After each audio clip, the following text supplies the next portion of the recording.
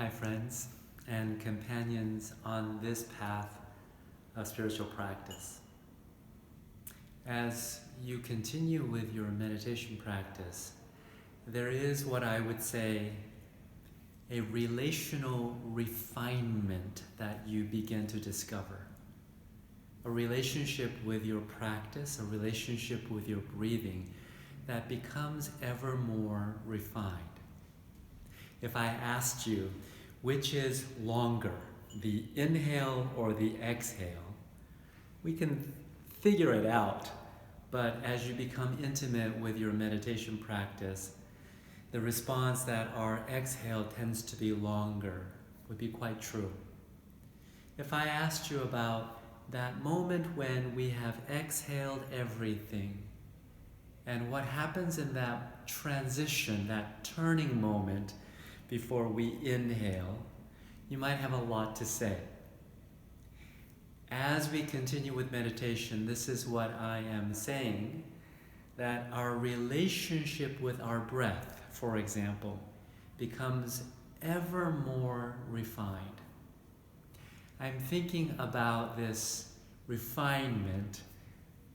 If you think about the example of jazz piano, everyone is hearing the same sounds in the chords, but the people who have been practicing with jazz music, they will be able to attune their listening to certain chord patterns, certain harmonics, certain melodic directions.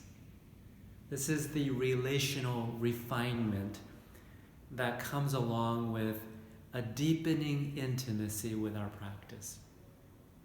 Thousands of years ago in China, among the Confucian classics, Mengzi, in that classic attributed to the philosopher Mengzi, the teacher is asked by a student, what is the difference between a horse and a human being? And Mengzi's short reply is infinitesimal. Not a whole lot of difference. In Confucian and Buddhist thought, the importance is not about the essence of a horse or the essence of a human. Chinese thought is much more interested in a horse or a human being differing from one another because of our propensities. We know that all animals eat, but this human being has a propensity for creating cuisine. We know that all animals have warning cries or howls of pain, but the human being creates poetry and song out of those. We know that animals have uterine groupings, offspring born of the uterus, but the human animal adds a refinement of considerable degree with family, community, even nations born from the uterus. And we know that all animals engage in procreative sex, but the human being refines it to romantic love, even to spiritual merger and union. Mengzi says, infinitesimal is a difference between a horse and a human. The difference is not in essence, not what is. The difference is about the refinement in our values and in our interests. It's the human being who enchants the ordinary. As we practice with our meditation, this is precisely what we begin to discover, that we become aware of our breathing. We become aware of the sounds that we hear much more than ever before. And we begin to realize that this thing called difference is not some abstract idea. It's not a category of contrast. It's not that some things exist and then we notice how they're different from one another. we discover that differences is exactly what creates an apple from an orange. There is no apple or orange prior to difference.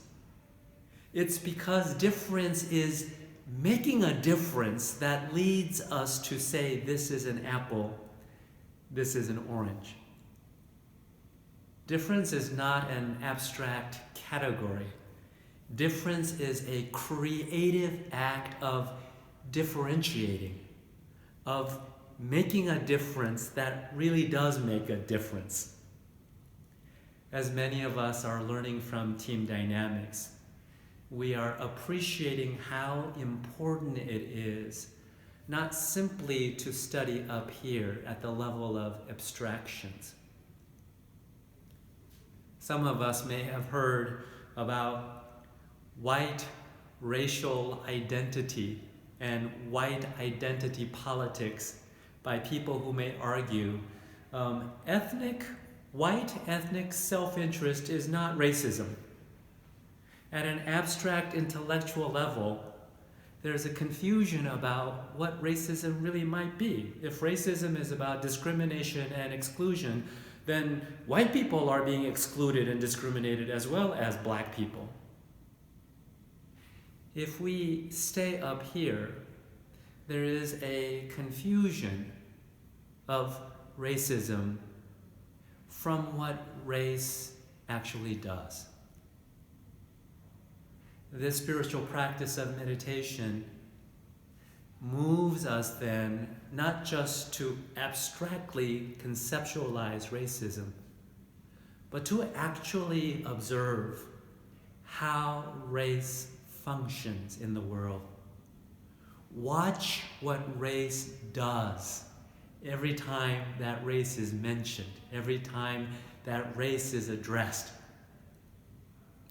so that whatever we mean by that word racism, that it does not obscure our experience of how that race, that word, functions and performs in our world.